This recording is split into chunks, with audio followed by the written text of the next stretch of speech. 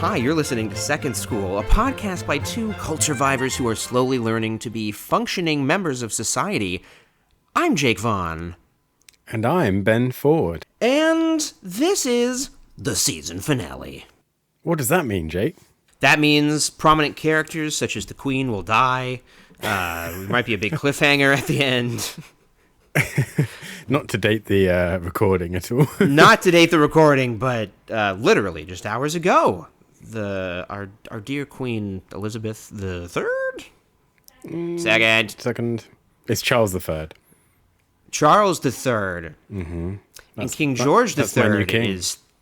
That's right. Do you wish it was King George III from Hamilton? Well, I didn't know you can Specifically just pick... Jonathan Groff? Oh, well, obviously. Yeah. But he could have picked any name. Did you know that? Like his name's obviously Charles, but when you become king, you can change it to anything you want. Wow. So he could have really gone to been, town. Like, King Beauregard. Yes. Or like King Axel. Oh, yeah. Something really modern and... Yeah, right. King Chase. Yeah, a bunch of like modern kind of millennial names. That'd be good. You have a bit of business? No, I was just you going to said, say... and then I cut you off. Sorry. So I was just going to say some listeners will probably listen and be like, maybe.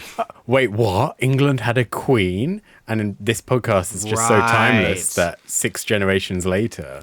Right. So when people are listening to what's... this in those complimentary headphones they give you on tours of museums, they might be confused as to what a queen is, because obviously we will have abolished the monarchy by the time this hits the streets. Long live the alien overlords. Right. It's either or. You either get a monarchy or alien overlords.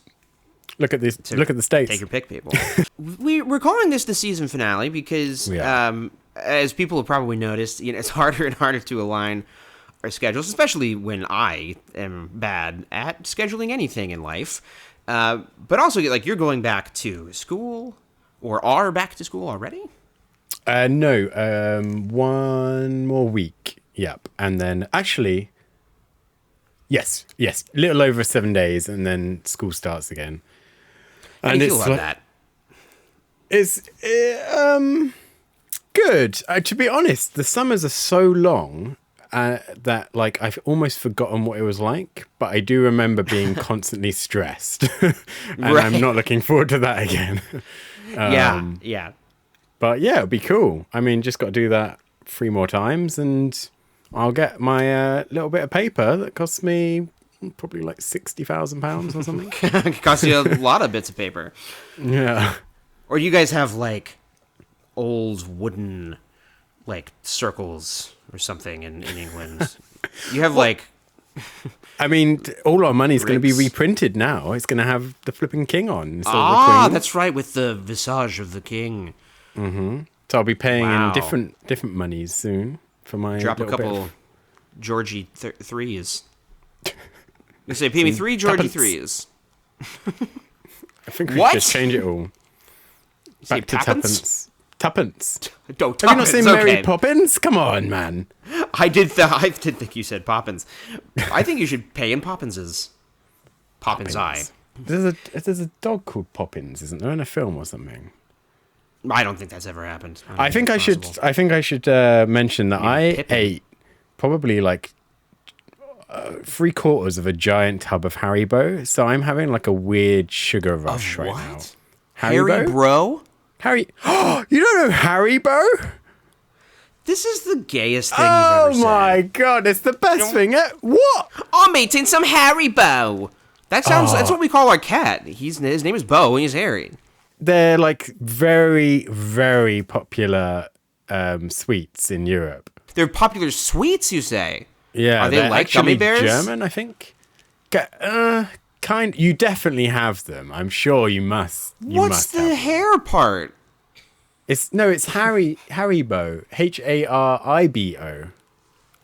Are you winding me up? No, I don't know what this is. They're really great. Test it out. I tell you, all of the European listeners right now, we've blown their minds that Haribo doesn't exist in the States. Yeah. Do you have H&M? The clothes shop. Yeah. Oh yeah. I didn't say H.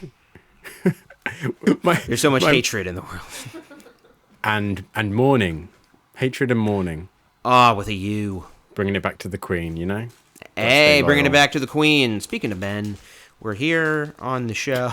We're talking about... It took me a second. I was like, uh-oh, that might not have been fun. I don't know. No.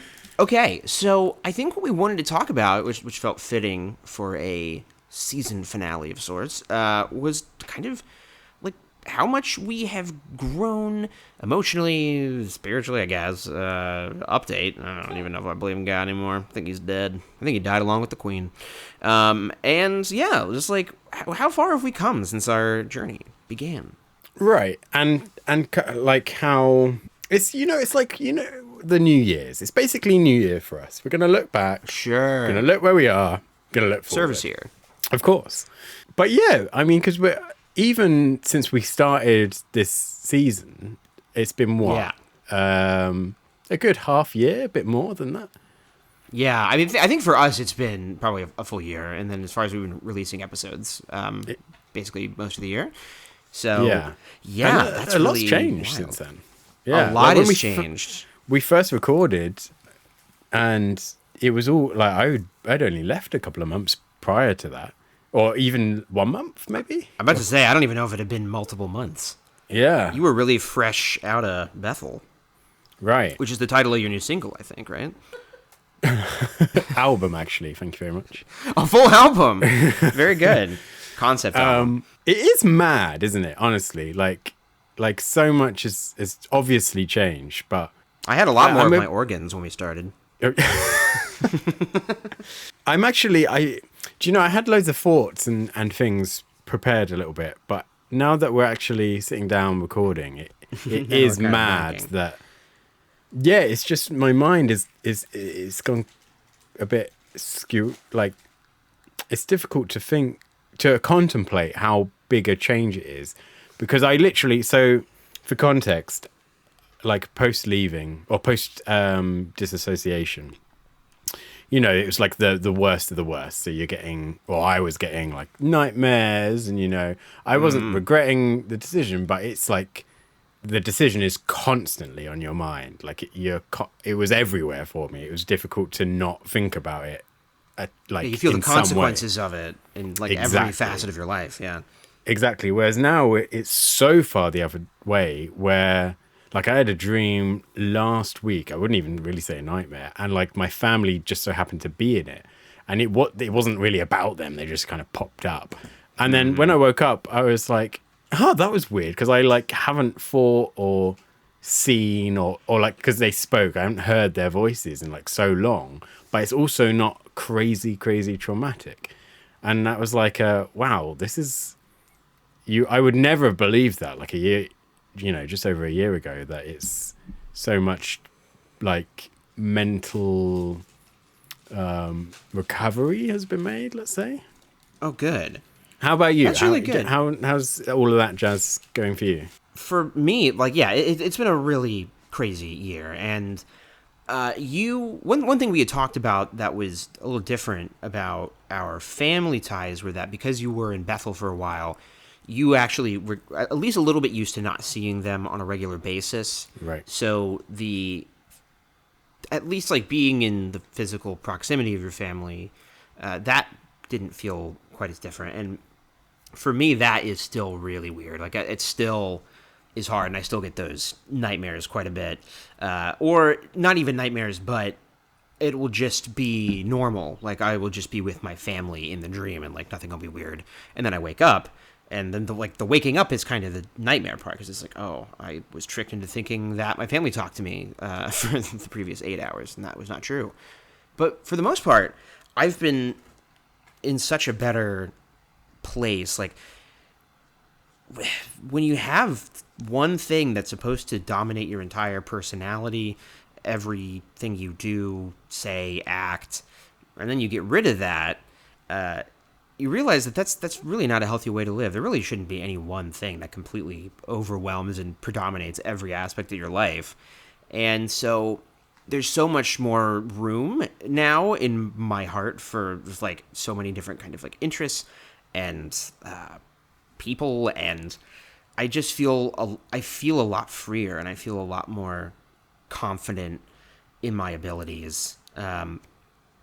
Yeah, so I mean, I've been feeling good. The last few months, my depression has been like really bad in terms of like I'll have really high highs, and it doesn't take hardly anything for me to just like completely break down and be into a deep depression.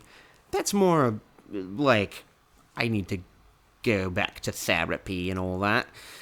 I didn't necessarily intend to start speaking in a British accent, but sometimes these things just happen. Oh, yeah. All therapies British people. I see what you're saying. They're the annoying No, they're all ones German in the in my chat. head.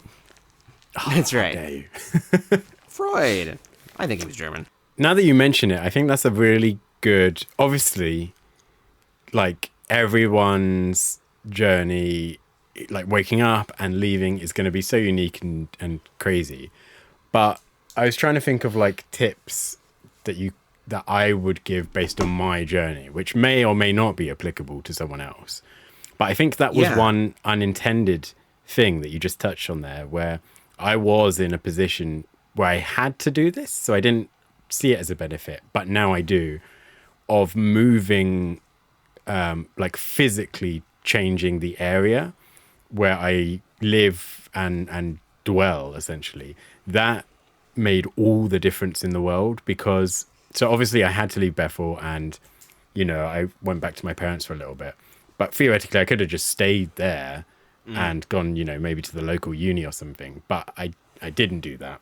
And I think had I done, just being in that area, potentially bumping into them or other people in the congregation constantly, that maybe would have slowed down the recovery. And I think that probably is a good tip that I would give if you're in a position to, which most people are not going to be, because it's rare to, you know, have the finances to just up and move. But if you can, that really did help me, just being in a brand new place. It's scary and whatnot, but I think I mentioned this maybe in a podcast or when I was talking to you at some point, but I went to Oxford not too long ago. And when I was there, I just saw a restaurant that specific restaurant in that town I was in with a friend once. It just brought back the memory, like not even the person, but the place had memories. Yeah. And so being somewhere when that never occurs has been such a blessing. Because yeah, it means that everything you're doing is a step, not a step forward, but it's a fresh step. Like this park now has this memory, and this street has this memory, and none of it is tainted in any way by, you know, I used to have a call on this street, or I used to, you know, visit this cafe with so-and-so. So I think that's definitely something that really helped me. It wasn't a smart move on my part, it was accidental, but yeah, that would be a tip I would give maybe myself back when I was waking up. Like, you know, definitely plan to start fresh somewhere else, because I was in a position where it didn't make a difference where I was. I needed to start completely from scratch, so might as well pick somewhere new. Yeah, I think, you know, I can speak to that on a smaller scale because we just moved as well, and even just we just moved, you know, a few minutes down the street logistically, but being in a new place, this is the first time I've been in like a completely new space, I think, since waking up, being disfellowshipped, all that stuff, and it does really help your outset, just being in a new environment, like you said, where you can create new memories. And you know, now I do have that thing where I like run into witnesses. I really haven't run into any that I know, except for one recent instance, but it's like my Lyft driver the other day was happened to be a witness. I saw some business cards in the back seat. I thought a witness left them there, so I just like leaned over to pick one up and look at it, and it was the driver's JW business card. So I think she's counting time. How did you know? Did they then say like, "Oh, are you interested?" Or how did you know it was? Oh yeah, so saw the back of the business cards, and I was pretty sure I recognized what they were. So I just like leaned forward and picked one up. She's like, "Oh, those actually aren't. They're not business cards." I was like, "Oh, I know what they are actually," and I was like, "I was raised a witness," and she got the idea that means I'm not anymore. But it was actually kind of a good conversation that we had, and I didn't end up feeling triggered or anything. So that was actually interesting. I guess that was my first time really encountering a witness where they kind of wanted to jump into their spiel a little bit. I was like, not so fast, lady. Have you seen you any? Know that I worship at the altar of the Dark Lord himself. Have you seen any trolleys or any like people going door to door or anything? Carts for the American listeners. Sorry, yeah. But you didn't call it trolley gate on your video, I noticed. Yes, that was for you. That was for me. I think I think that was smart because I think everybody knows what a cart is, but I think an American would think a trolley is like literally the the train, like the little like bus on rail thing. Yeah, like a street trolley. Yes, we've not seen any carts yet, but then again, I don't think we've really gone out. I haven't really been in like the metropolitan area since the new service year started.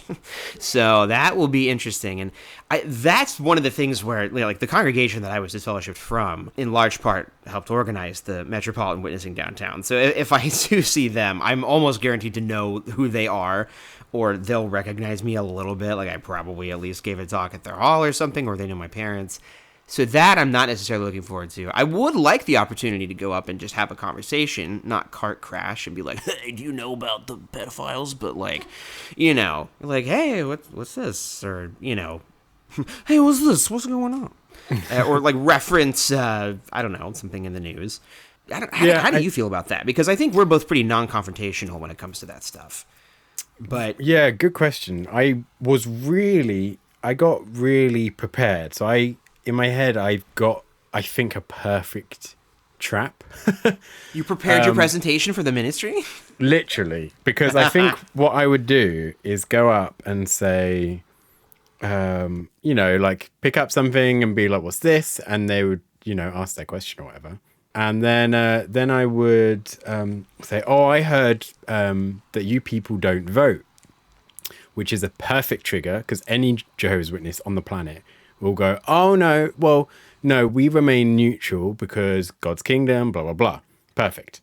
I go, "Oh, okay, but I also heard that you wrote letters to Putin to, come to try and get to try and stop him from banning witness stuff." And they'll go, "Well, yeah, our brothers are suffering in Russia and so on." And so then, okay, well, how can you say you're politically neutral if you're writing political letters when it suits you? And I mean, like there is not a good answer to that question. No, it's a direct contradiction. Right. But it leads them along that road because they're thinking, "Oh, this is perfect. You're, we're neutral. God's kingdom." They're in a happy, they're going along the trail themselves, but like they're happy about it. Yes. You're starting on the, like one of the conversation stoppers that they have prepared for, that they're like, "Aha, I remember my training. I know how to respond to this." And then kind of being like, boom. Yeah. It's funny when you said that. I think that is the way to go. That's a really good one. And my mind went to like, so are you guys don't have any opinion on abortion then? That's a big deal in the United States right now because, it's been rolled back, abortion access. And of course, they're very firmly against abortion. But I think the problem with that is that they could say, "But we don't advocate for any political party's agenda." But the Russia thing is better because they literally did.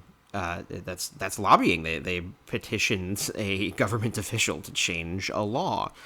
So yeah, that's good. Yeah, so that's the one I came up with. But and that's what I was. And do you know the phrase "umming and ahhing"? Or is that a British thing? Umming and ahhing. Yeah. About what to do that or not. And then one day I saw the trolley, maybe like a month ago or 2 months ago.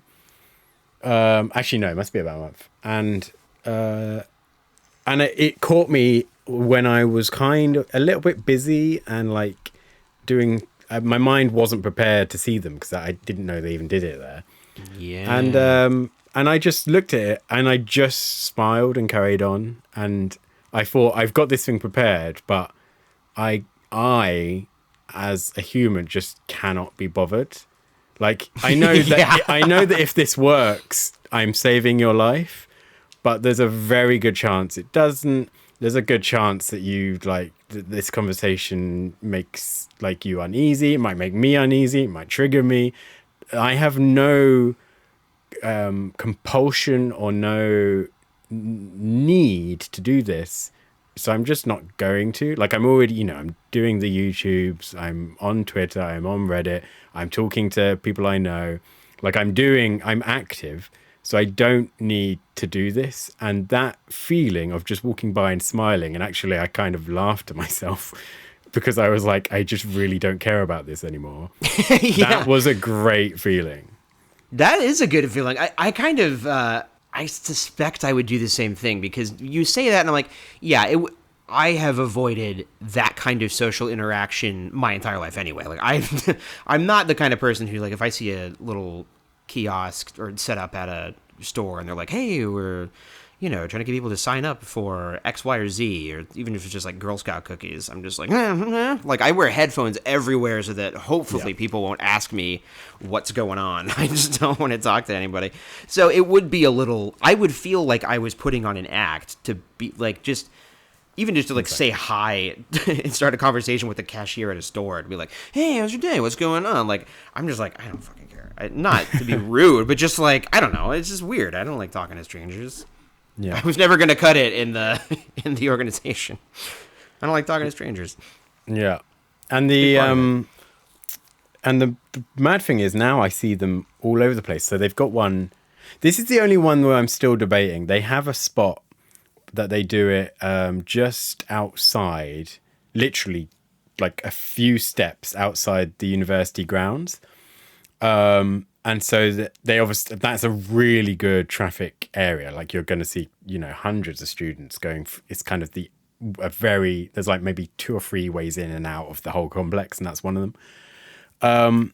And I have thought about being a little bit funny with them and just, I still don't know, but the idea of going up to them being like, look, I don't want to make a big scene about this, but I was a witness. I was in Bethel for many years. I understand the whole thing. I disassociated.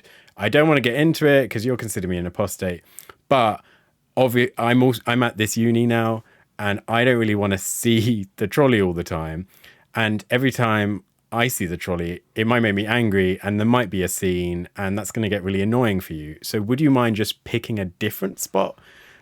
I don't want to cause a scene, but if you pick somewhere outside of this uni area, I'm not going to see you. I'm not going to cause a problem. But if you're going to be here all the time, I can't guarantee that I'm always going to be in a great state of mind and I'm not going to, make a scene and start shouting. So to kind of put it to them of look, just for your sake, maybe move and don't come to this area. That would be great. Because the amount of texts I get really now from uni people of oh my days, they're so they're right here. And then this is maybe, I don't even know if I told you. Oh, I did tell you. But I'm currently dating a guy and we saw one, and he was like, should we go up and kiss in front of it? And I was like, no. But the idea of just being look, I really, for mutual it will be mutually beneficial for you not to be here. Yeah, I'm still questioning that good. one. That is good. That reminds me of there was a post I saw on the XJW subreddit probably last week or something, and it got me a little emotional reading it. It was somebody just saying I've been out for years and years. I'm over it, I thought, and I had, I always had in my head what I would say if a witness came to my door and how I would engage with them, kind of like what you did, kind of preparing your presentation in a way. And it happened, totally caught him off guard, opened the door, was probably expecting an Amazon package, and it was witnesses, and he just lost it. It was totally triggering. He did get angry, and it just like, went inside and cried, ruined the rest of his day because he just didn't actually know how he was going to react when it actually happened. And I have a feeling I'm pretty good at remaining calm with stuff like that. But like with my judicial committee or something, I knew what I was walking into. It wasn't like the elders showed up at my house and was like, surprise, it's a judicial committee. It's like, it was on my calendar. I could mentally prepare for it. I think the cart might be a little easier for me because it is something I can walk past and note and like, okay, maybe at another time I'll say something. The knock on the door is something I do kind of wonder about. How do you think you'd react if a witness came to your door? Would you just not answer, say not interested, or would you be like, happy 1914 to you? Do you know that 607's a lie? No. So again, I think because I'm a big believer. I think that's really good. I think saying happy 1914 to you is really good. That makes sense. I'm ignoring that. I think. Fair. No, I think that I just can't. I can't be bothered in dealing with all of that. So it's the thing that I was talking about, the cart with the uni. Basically, it's the surprise that I don't like. So I don't. So in the town or whatever, it's not too bad. But at this uni location, I basically go around the corner and they're just there in your face, and it feels very ugh. So you're right. The door to door would be like that, but I've combat that in my head because I'm fully prepared for that. I open the door or someone opens the door and I've told everyone in the house, as soon as they come to the door, it's like, sorry, we're all apostate here. Please write this house down as do not call. Yeah. That's really good. Then that they'll never come again. I was thinking, you were talking about how like, your university friends now will text you like, oh, I just saw a cart. So like, and they're obviously going to tell their friends about it. They're going to spread that around campus. That's what's happened where I work. One thing I kind of didn't expect is when I posted my like video about like my journey and stuff, I posted it on my Facebook, which I had never posted anything anti-witness on the Facebook before. So all of my coworkers saw it, and they would come up to me at work and be like, I saw your video. And I was like, oh no, this is weird. But it's actually been kind of interesting because now all of them will like tell me witness stuff that they like encounter. And that makes me think like, oh, I'll bet now they have like a different understanding of it and they might tell their friend or something. So I think there's a lot of talk about like what activism is and stuff, but I think the you tell two friends and they tell two friends thing is not a bad way to go. Just the two witness rule. Yes. Yeah, I think that's it. It's very that's why it's a really good point is that like just because you and I have YouTube channels, like that's not the only nor even the best way to be a real activist. Like I think it's less about maybe even what you're doing, but like the time that you do it. Do you know what I mean? Like putting up one YouTube video, maybe it's just every little helps. That's the thing. You get one YouTube video, maybe you get a bazillion views and it has more impact than anyone ever has in their entire life. Or maybe you campaign your entire life as like a lawyer trying to take down the database or something and it has no effect. Like it really is just who knows. Maybe you speak to witnesses and you get mad in the streets and maybe that does work and you wake a couple, like it really is just every little helps, like in every direction, I think. I'm personally a little bit anti the more aggressive side of activism. Yeah. But that's not to say that it doesn't work sometimes, because I'm sure it does. Yeah. And maybe for those people, that's what they're in it for. So yeah, it's kind of that's one that's interesting because I kind of have to acknowledge it as just a blatant contradiction in my head. Like I love like the idea of like peaceful protests and making signs and petitioning your elected officials and annoy them until they do what you want, and it helps raise awareness. But when I see stuff like that with Watchtower, I think like, you're just kind of reaffirming the stereotype. But it's also like, but is that worse than doing nothing? Or like I still think it's kind of good. Like, and one thing that was interesting during my journey is for a long time I was PMO, but I didn't know what that word was because I was too terrified to look at anything online.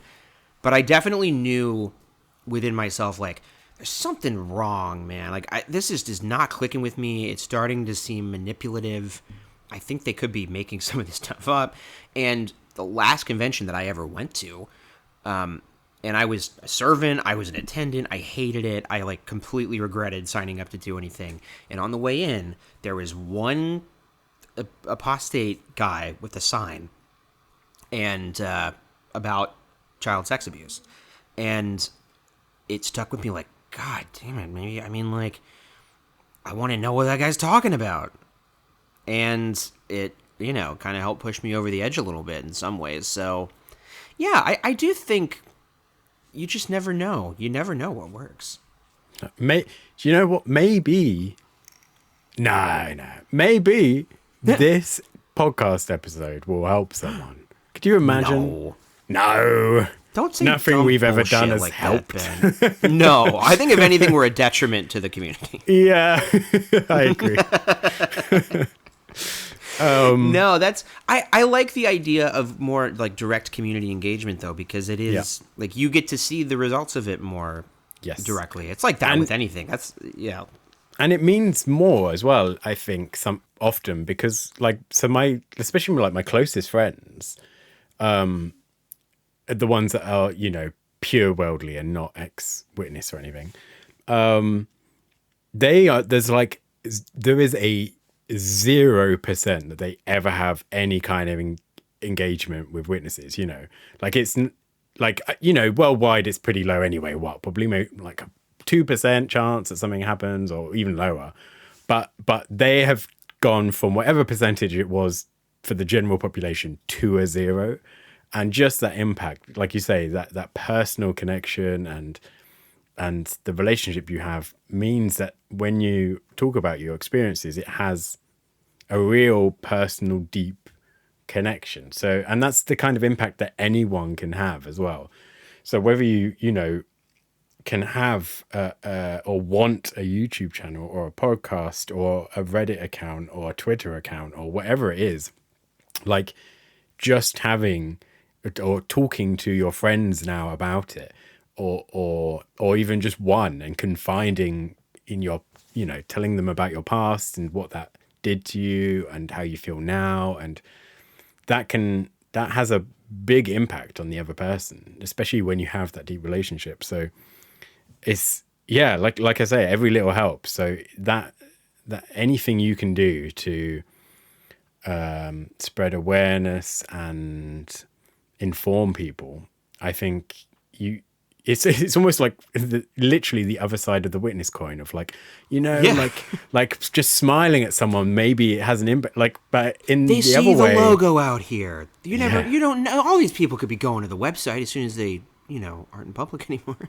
Yeah. But it is also true, you know, because you hear the stories of like someone smiling at someone or whatever, and they came into the witnesses. But like the other way around might be true as well. Like my friend, one of my closest friend right now is like touring Africa at the moment. Like, what if she like bumps into a witness or something, and the witness is questioning, and she says, "Oh, my best friend was one, but he realized this, and this." Like, do you know, you like the chances now that things like that happen are there. So I am fully on board with this being probably, I'm going to say, I haven't put much thought into this, but I'm going to say the best form of activism, because it's something everyone can do, and the impact you have, it can be quickly so great for a few select amount of people. That's something that I'll be annoying in the United States. The midterms are coming up, so you should register to vote. And that's what they tell you, because now I've like signed up with all these like local political groups to like help do like outreach and stuff. And it's funny because I think a lot of witnesses move naturally into volunteer work because they're used to it, like with the ministry and stuff. But I was like, yeah, I don't like doing that. I never liked the ministry, though. I was like really excited to not ever do that kind of thing again. But it turns out it actually is nice to feel like you're more like involved in like actually involved with your community, not pretending to be somebody's neighbor, but actually you want to pull them into a closed community that will shut them away. And he was like, no, like actually engaging with your community and stuff like that. That there's this guy, more like progressive activist I watch on YouTube, and he calls it like advanced citizenship.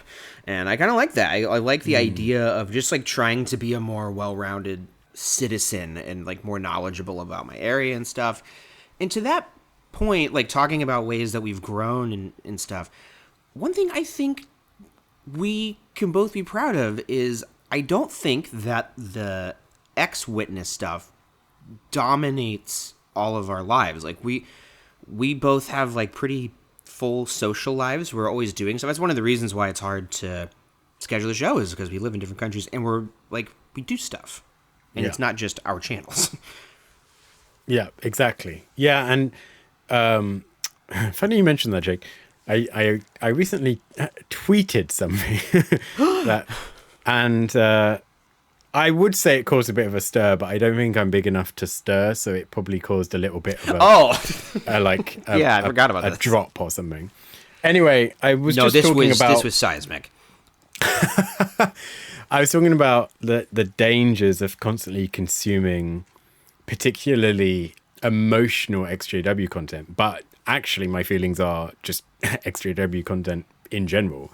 Like you kind of set me up here, but like constantly living in that world for me for a while was super beneficial, and I think for many people is really beneficial. People, you know, just like you were there, they went through the same stuff as you. It's easier for content creators to combat propaganda, but constantly that being your only thing, like letting that dominate who you are as a person and be what you turn on every night to entertain yourself, I think that can be, for some people at least, very, very detrimental to the progress that they could have made.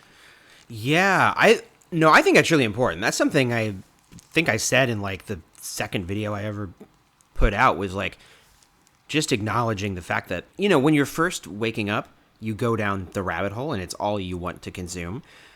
But at a certain point, you know everything that you need to know. You have the information, and you might just be re-traumatizing yourself.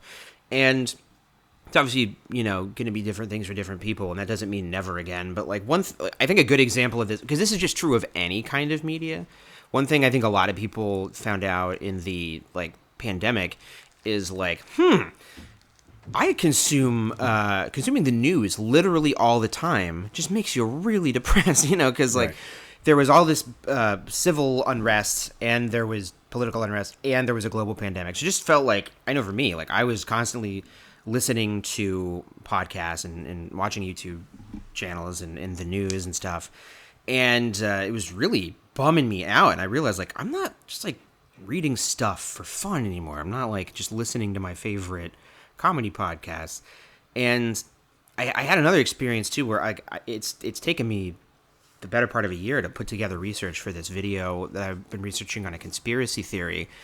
I was really, really gung-ho about it, and I was reading a lot of books about it.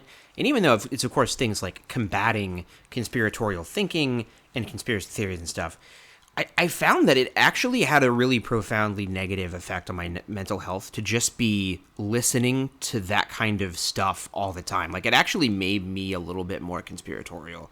And, like, I have to take breaks. Like, I can't just always be listening to audiobooks about crazy shit. It's like, even if it's somebody debunking it, it's not a great headspace to live in all the time. Yeah. Sorry, I just talked for a long time. No, you're exactly right. That was kind of the essence of my Twitter storm, was living in that, like, you know, like YouTubers with we want our thumbnails to look attractive, we want our titles to explain what's going on, and we want views. And your graphics were really great, by the way. I realized that yesterday. Really? We watched it on our big TV. That was so good. The 1913 to 1914 and all that. Great. Thanks. Yeah, I got a new little pack that helped with that, which helped. That was fabulous. See if I can. Do you use Final Cut? No, I use DaVinci Resolve. Okay. Never mind. I won't send you it then. Anyway, yeah. So try and. I'm turning it into a tip. I think it's because my next video is about tips. So that's all my brain can think about. Ben says just the tips. My brain shut down. What was I going to say? Is it because I said just the tip? You distracted me. About not consuming too much XJW stuff and all that. Yes, exactly. And find something that you want to define your life. Because even I think XJW stuff you haven't really picked that in a way. Do you know what I mean? That's come by default from your background. The struggle picked you in that case, yeah. Exactly. So find something that you actually want to either consume or to go for. Speaking of which, we've kind of reflected a little bit back and said where we are now. Going forward, what is there something that you a goal or something that you're working towards or you want to do more of, or what's the future look like for you? Yeah, that's a good question. One thing creatively is I put a deadline on my calendar because I started to kind of pick up some momentum on just a creative idea I was working on that has nothing to do with witnesses or anything, and which I think is part of the reason why it's so exciting to me. It's because it's just this is just a purely creative thing, has nothing to do with any of this other stuff. So really buckling down and making sure that I allow myself time to do the non JW creative stuff I want to do, and I've been able to do that, and it's been really fulfilling. I think on a more personal level, I've been trying to force myself to spend time with people because I'm definitely more of a homebody. Me and my wife are both that way. We just always perfectly content, and it always feels like a great idea too. Or we could not go out and stay in. And we're always that sounds amazing. So it's I think trying to do that, and I've been thinking I don't really know my coworkers very well. I've never really hung out with them outside of work. I should really try and weasel my way into some kind of after work going out to get drinks and stuff. Or getting to know my neighbors, or people in the stores that I go to more regularly. It's something that I've always been. Yes, I'll stop wearing headphones so much so that I can actually engage. And that really is true, though. It really is I'm just choosing to be disconnected from people all the time because, I don't know, that should have been a thing that I wanted to work on as a witness. And I did, and I don't know, I never did it because I'm what am I going to talk about? Watchtower stuff? That sounds even more stressful. But now it's just I really like just talking to people as it turns out. There's a bar right across the street from where we live, and I've been walking and biking to work more. So I've gone there a couple times and just talked to random people in there, and it's great. It's just, it's really interesting to just kind of talk to people and without an ulterior motive in mind, which when you're a witness is always what you're supposed to be doing. It's well, you're hanging out with your coworkers, but why? Are you going to witness to them? If not, stop doing that. Yeah.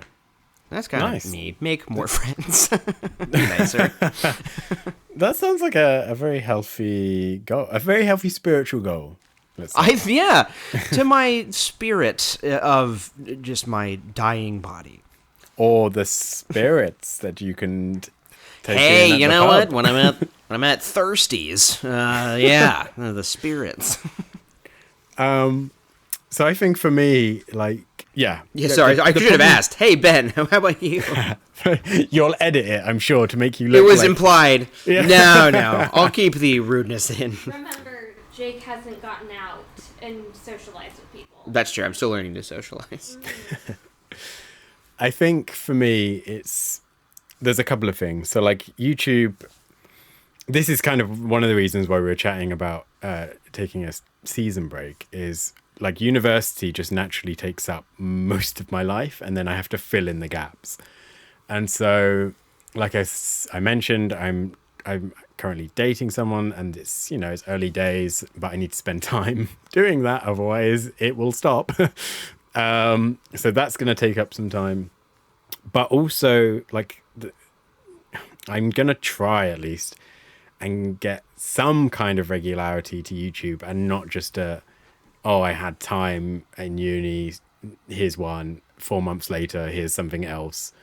Try and get some kind of rhythm going, and particularly try and do stuff in a more directional way. So I don't want to just constantly I could just constantly do XJW stuff, but I want to start doing like, this is how I started from scratch, and this is how it was like as a mature student, and this is the kind of, so it's almost the videos are following the journey rather than just being stuck in a rut of here's this other thing that we did at Bethel, because that kind of stuff's going to come out in time anyway, in podcast stuff, and when I'm talking and typing. I want to know it now from you. What, everything? Don't stop doing it. I'll be sad.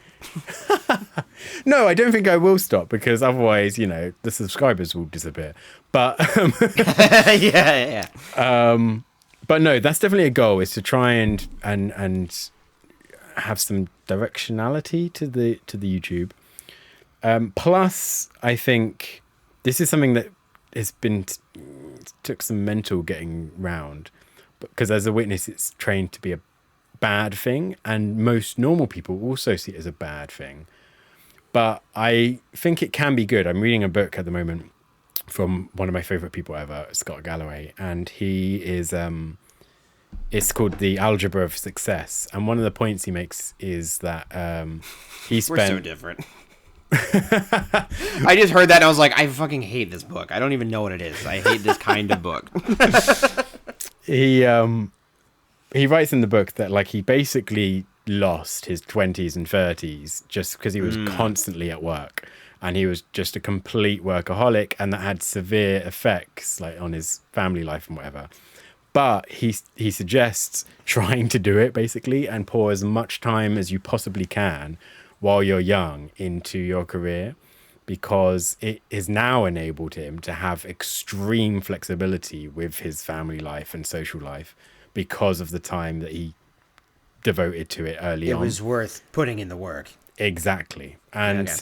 And so I don't like that. That sounds hard. I was hoping it was going to be a thing that told me how to, not have to work so hard, but still somehow be incredibly successful. Right. Well, I think there's a book for that as well. No, so that's what I'm going to try and do as well is try and fill up some more time working.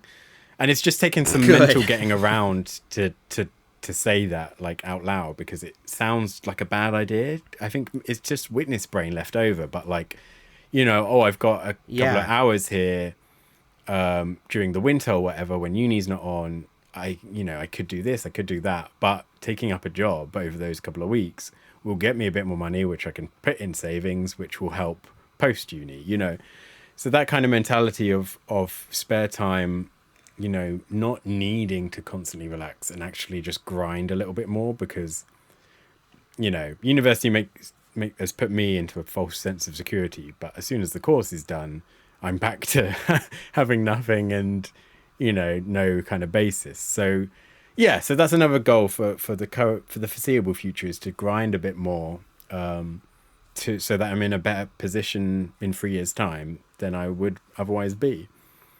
Yeah, it's kind of a boring goal, but I thought I'd mention it because I think it's worth saying. No, but boring, like, most people's, like, your goals should be kind of boring. Like, obviously, you might have, like, a dream of doing something, like, massive, but the way to accomplish that is, like, a bunch of kind of more mundane goals, and that's good. That's fine. I really should do that, because, I don't really like my day job in terms of, like, it's not particularly fulfilling, but it's a good job, and it has allowed us to have a lot more flexibility. And like I took this week off work because life has just been completely hectic and insane, and like I needed a week off just for like mental health and stuff, and I only have that because I have worked hard enough to accumulate enough vacation hours where like it was literally no problem, and I didn't have to do like FMLA stuff or anything. Just like, oh, I have the time, I can just do this. So it is kind of worth it. Like, yeah, I hate that hard work pays off. Bullshit. Yeah, I think it's the phrase really to sum it up is to make sure that you're setting yourself up for success, and not in like a, you know, some kind you're going to become the president or the next king, right? But just make sure, like, yeah, for me that means now doing something that's a bit boring and a bit there, but it means it will provide better opportunities in the future. And it's just something that, you know, as a witness, you don't really, or for some reason I have a hard time saying that, like even to myself, like it feels wrong to be I totally get filling that. up time with work, but I'm happy with that. Yeah, and it's like the only reason why they don't want you to do that is because you might drift away from the religion and therefore, you know, be of no use to them. They want to keep you in. And whereas like with work, if you're not in like a really exploitative job, like that's something that you can just do for yourself because you want to pick up some overtime to get some extra money and stuff. Like I think that's another thing too, is like success for me isn't like I want to be like famous. It's like I want us to be able to like go out to dinner like once a week, like in the middle of the week, to like our favorite little place, and like splurge a little bit on weekends and like take a vacation. It's just like I just want to be a little comfortable. And that broadcast I was just talking about in that fucking video was you know, the world wants you to think that being comfortable makes you happy. And it's like, it literally does. What do you think the definition of comfortable is? Itchy and not happy? And like, no, it's a state of happiness. There's a difference between like being comfortable and being like stagnant in your life. But yeah, success is just whatever you're trying to reach towards. And I think having, like you said, like more flexibility in your life, because we come from lives that didn't allow for any flexibility, you know, like whatever job you had to like really cling on to it and ration everything out exactly right and make sure that it was the secondary part of your life. Whereas now, like if you want to focus on your career, you just can. Yeah, exactly. 'Cause why the hell not? Yeah. Yeah. It's so funny how like amazed we are by just like completely mundane things. Like, I'm going to go to work. And I think I'm going to try extra hard today. And we're both like, wow, yeah, isn't that weird? I really want to get up for this promotion coming up. Yeah, it's just all... I see something in town and I wonder if I can just walk by. Or yeah, just like seeing like a cool like festival coming to town and being like, oh, we should go to this like local event coming up because it would be fun and we don't have to worry about getting in our service hours on Saturday. Yeah, and you know what's also just been really fucking nice is like making new best friends that like getting to like hang out with in real life, like us for who we are. I'm saying the royal we because I'm thinking of the queen, of course. And the king, thank you. You're thinking of... Sorry. R.I.P. Mm-hmm. So you don't say long live the queen, she's dead. You say the queen is dead, long live the king. I feel like it's kind of the opposite of what you would say here, of like somebody's, you know, they're going to live forever in our memory. You know, you wouldn't be like, all right, the president got assassinated. Fuck him. Long live the next guy. Yeah. Brits are cold, man. No, it's just, you know, we want everyone to be happy. And it's like, well, they're dead. The next one, let's try him. Long live the next guy. I think it's cool that we don't say the name, though. I think it would make it weird. Like, if I had to be like, long live Biden, it would sound... Oh, really... yeah, that would feel totally wrong. Yeah. But long live the president doesn't sound quite as bad. Yeah, that is weird. You know what's funny? And you wouldn't have to change it either because it's gender neutral, right? Long live the president. That's true. You got this king-queen nonsense. Yeah. You know, all of these right-wingers, they say they hate pronouns, but the ultimate pronoun, the president, is gender neutral. True. I wonder what what is the president? A Starbucks bathroom? Monarch. Oh, monarch. Long live the monarch. Long live the monarch, yeah. Yeah, I don't want to say that, though. I've just schooled myself on wow. On life. I mean, this is literally the second school, Ben. Oh, yeah, I forgot about that. I forgot we were doing a podcast. Right? Well, that's always the best, though, is when you're just, like, chit-chatting. Yeah. Oh, we should probably mention, because I'm sure we're going to wrap up and everyone will start crying and no one will listen. Oh, my God, yes. So many tears. But I think, I'm going to imagine I speak for both of us. I don't know. But I think we just want to thank like anyone who's been listening, especially if you've got this far and you've listened through all of our crap and you're still here at the end. Yeah. Like, yeah. That means a lot to us. It really does. Yeah. And like, that's one of the things that has been really nice that I've heard people say is they're like, you know, I actually kind of struggle to listen to a lot of XJW content because of whatever reason. But because ours is like just attached enough that we're kind of talking about things more in broad strokes and talking about it in the past tense, it's like less triggering for people and they feel like they can engage with it. That kind of thing makes me super happy because that wasn't necessarily what I was thinking was like would be the vibe when the show started, but like, no. Yeah. No, when we were back in, well, when I was back in Bethel and we were planning it. Oh my God. Here we are. Crazy. End of the first season. You were literally in Bethel when we started talking about this. That's nuts. Isn't that mad? And you were like working on the logo on your Bethel computer. Yeah, and I kept annoying you with like logo updates every 10 minutes. No, I was just like, wow, this guy's going to be so nice. And God. I couldn't have been farther from the truth. The feeling is mutual. Yeah. God damn it, Ben. No, this has also just been delightful. And like I want us to come back and do this because I like the idea of checking in on our lives. And I think we will have a lot to talk about. We usually like to tease things, what we're going to talk about next, which I don't think we can really do because it will be, I guess, a few months from now. But I think a lot of life's going to happen. Yeah.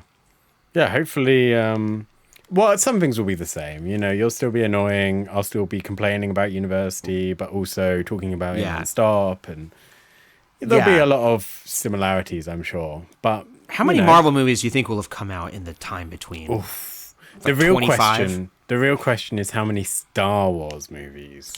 Oh, because everything's maybe a zero, TV to be series. honest. I think very please, possibly not. Please. I think one, right? Because I think Taika's movie is like officially a thing that's happening. Which now that I saw Love and Thunder, I'm like, oh, I don't know. Thor Love and Thunder was not good, guys. Yeah. And that's kind of like life, Ben. I was going to say that. No! I'm sorry. I should have lobbed it right over to you. No, it's okay. It's okay. It's we like don't what? Know what's going to happen next? Oh, that's exactly what I was thinking, Jake. We're so in sync and we never have any disagreements. We synced up our periods in the last episode. And when we start getting mad at each other, we'll begin the second season again. So everyone can enjoy the bitter rivalry. And the cliffhanger is whether or not we'll get mauled by bears. So we decided to be very problematic in the last few minutes of our last episode of the season. But thank you. And do like and subscribe. Subscribe especially because, then you'll know when the next one comes out. Might be a little bit. And in the meantime, there will be other content on a certain YouTube channel, Jake, which is... Oh, yes! That's called Alt-Worldly. A-L-T Worldly is how I spell it on this show for some reason. And Bad Take Jake. I'm working on a video for that now. It's my other channel where I just talk about pop culture stuff. And mostly my own bad takes. Ben, where can people encounter you and experience you on the internet? I think I said that in a very normal way. Fails. I have my own OnlyFans. No, I don't. Oh! No, this on boyfriend YouTube. of yours is really opening it up to some new experiences. On YouTube, it's Ben Ford, F-O-A-R-D. But I'm going to university. Well, I'm starting in next week. So the content's going to be a bit patchy. And you're going to be a computer scientist. You're going to have a laboratory, put chemicals in a test tube, and out comes a fully functioning computer. Dexter's Laboratory. That's the dream. Yeah, basically. Are you going to only be able to say omelette du fromage for like a week? Mm-hmm. And I'm going to annoy my sister. Oh, no, wait, she doesn't talk to me. Oh! Oh, no! We wish Dee Dee would annoy us. And that we could yell at Mandark. Or is it Mandrake? What's his name? Mandrake? That's the MCU. I think it's... isn't it? I think it's Mandrake. I think you're thinking of MODOK. Because I made that mistake the other day.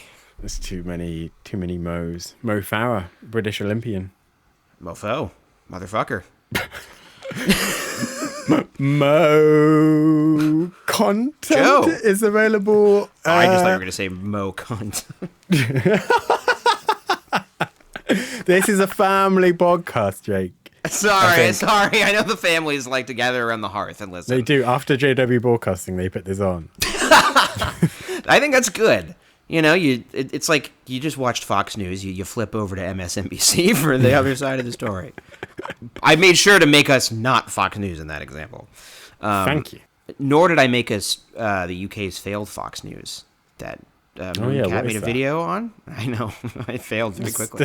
There's loads of like random right-wing channels that have popped up recently trying to be all American about it. They're all trying to figure it out. Yeah. And the British public, no one is watching any of it. Yeah, nobody cares. It's just like, it's too different. Like that. It's just too different from American conservative yelling politics. Yeah. We like our right-wing media like mixed in with the left-wing, so you never really know what's what. Yeah, it's more tricky.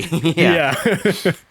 Look, I say, old boy, have you thought about the fact that we should actually make the monarch our actual proper ruler again and not just a figurehead? Keep the Commonwealth in their place?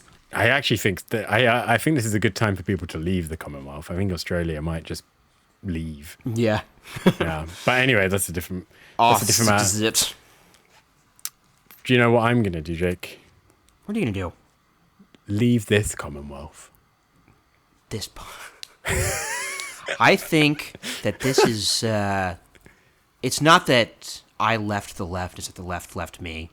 You know, that's what people like to say on some of these channels we've been talking about.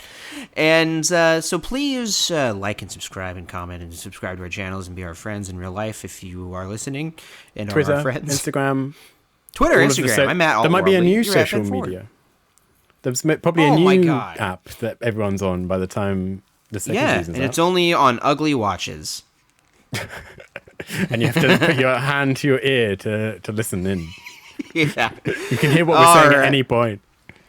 The Tim Cook Classic. All right, guys. Well, thank you. And this has been a podcast about being in a cult or something.